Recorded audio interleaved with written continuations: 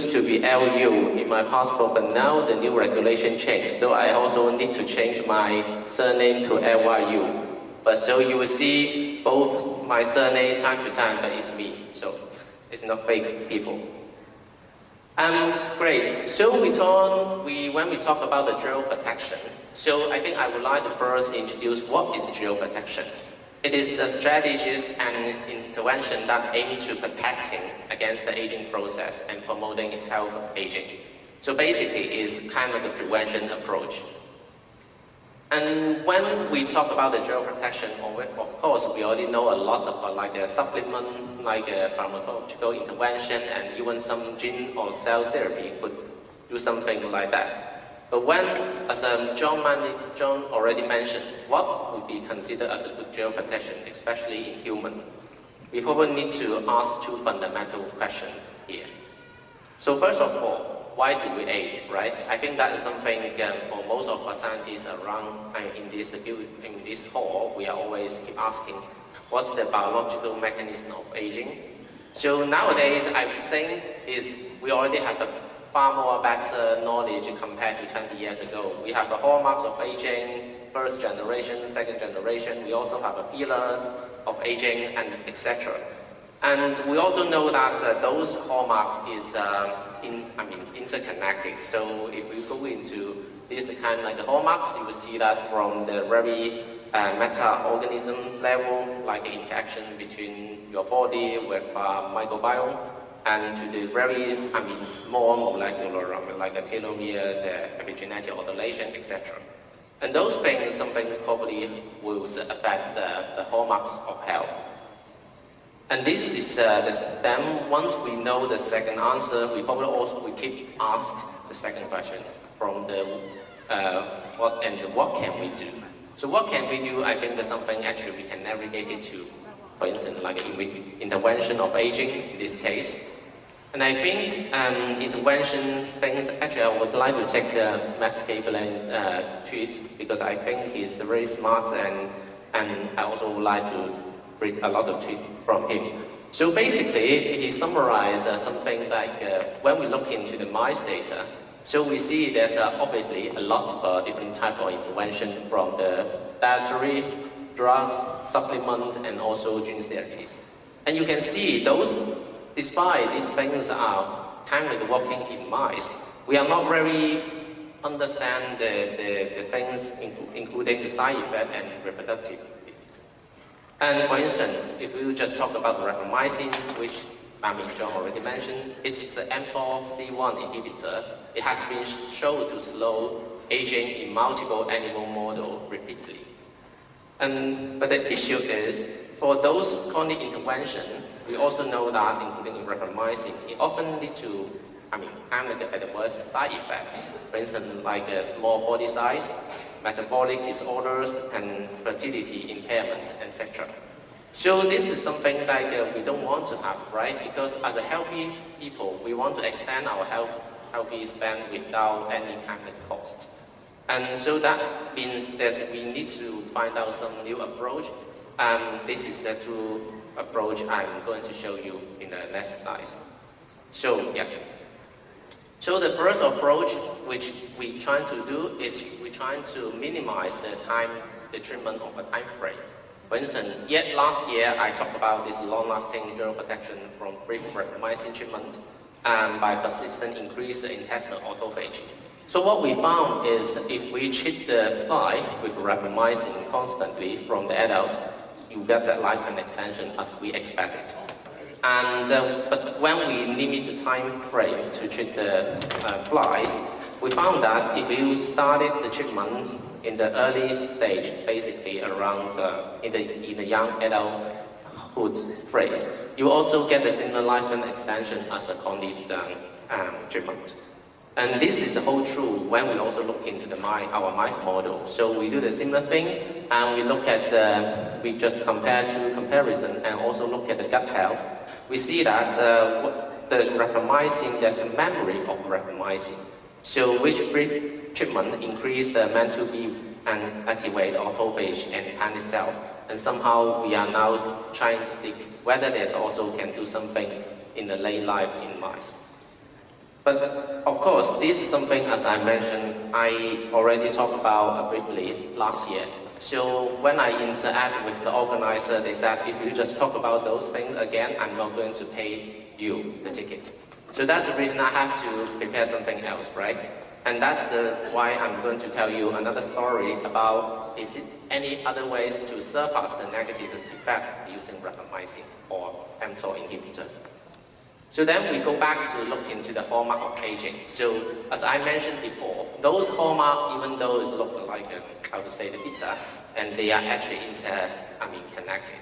So we trying to see if there's something actually interaction.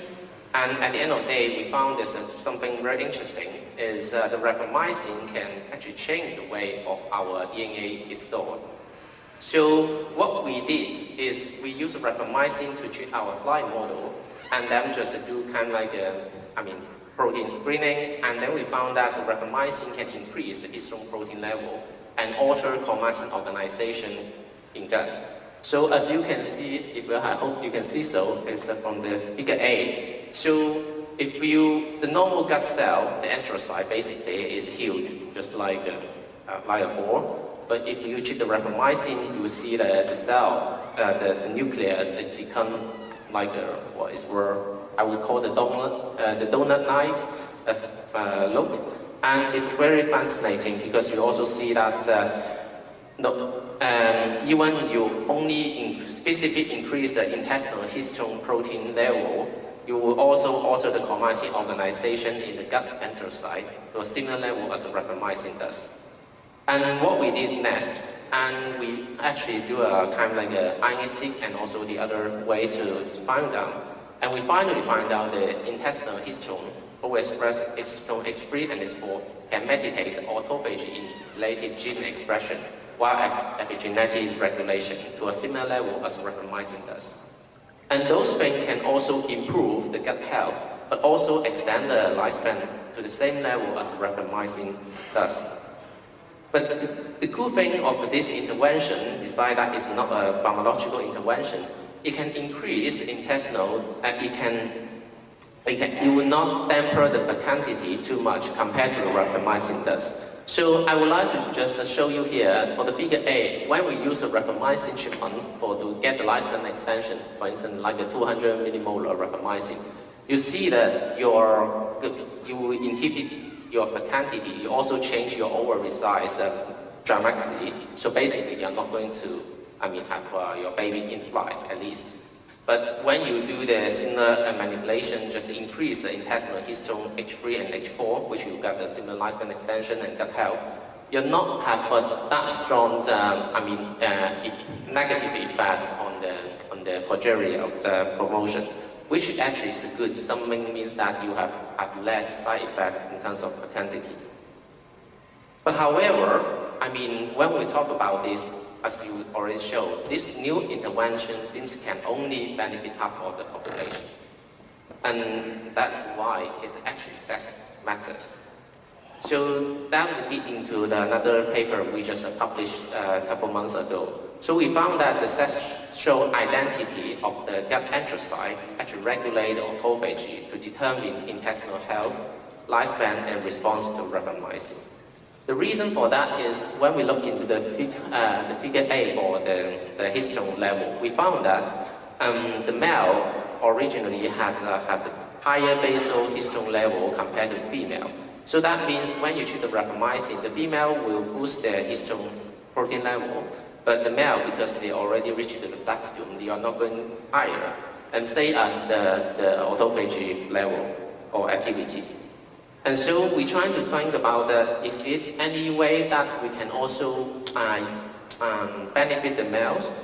So in flies, actually, I think we decide a very dedicated way to only change the sexual identity of a gut enterocyte. So mainly that we just manipulate the sex determination pathway in the intestinal, so that we can wish that we would have the female gut male flies that have a similar response in terms of a histone and also autophagy to rapamycin. And at the end of the day, when we use these feminized males, it actually gained a beneficial effect on gut health and also lifespan extension upon rapamycin treatment as a normal female does.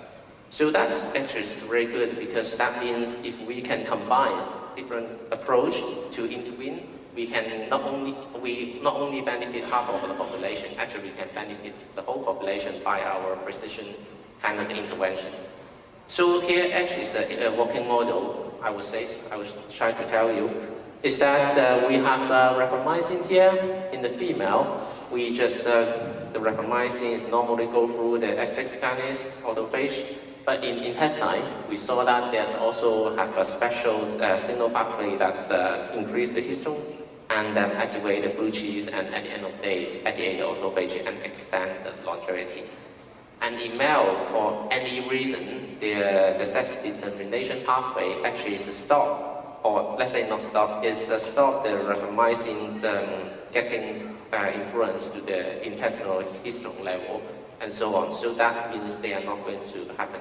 But when we try to switch the sexual identity in the anthracite, we let the male gain the benefit as the female does. So that is something I think is very cool and probably also can explain why there's always a sex differences in lifespan and also something related to health. And finally, I think I won't take too much time. Finally, I would like to thank my postdoc supervisor, Linda Budget, and also my long-term collaborator, Jennifer Regan and Richard Miller, and Irina Miguel Aliaga. And I would like to also talk about something very cool because now, based on the Max Planck innovation, we spin off our idea to set up a screening platform in Max Planck incubator. And so that is the team of 4, actually it's from different Max Planck. And we are actually doing something good not only in basic research, but also hopefully can also accelerate or de-risk the drug discovery pipeline. So at the end of the day, I would like to ask a question to all the audience. So because we already talked about a lot of intervention during these 2 days, and I think every one of you might have some idea about which interventions would you consider will be safe, effective, and practical in human or maybe in your site? And you can answer here, or you can also just scan my WeChat QR code, and then just we can have a talk later on. Thank you.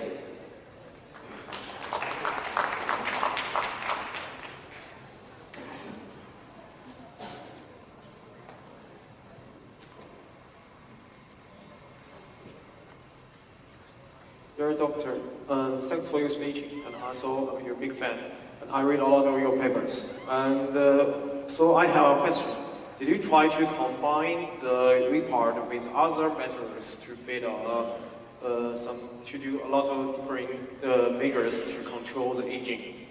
You mean like the drug combination, for instance? Yeah, I mean such as use other methods, such as other medicines to combine with the repart.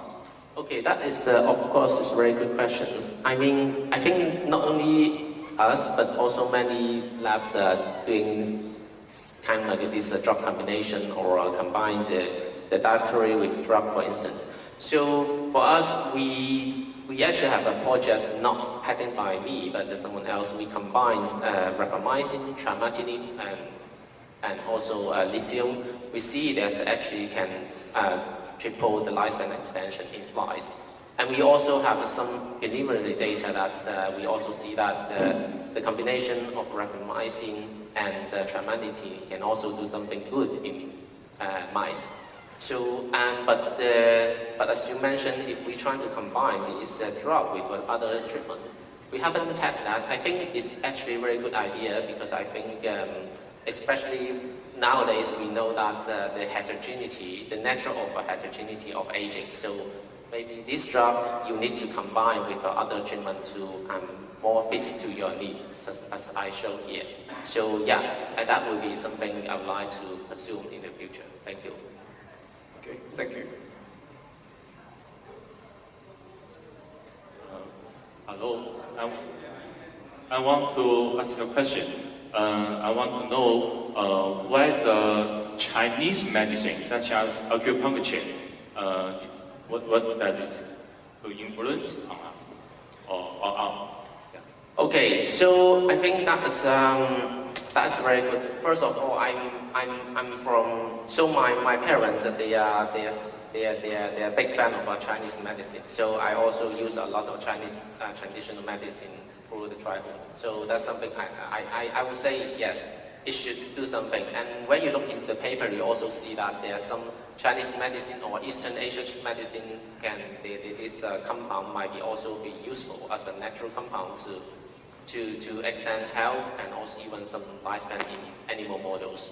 And I think, but so far I think the data is still quite limited.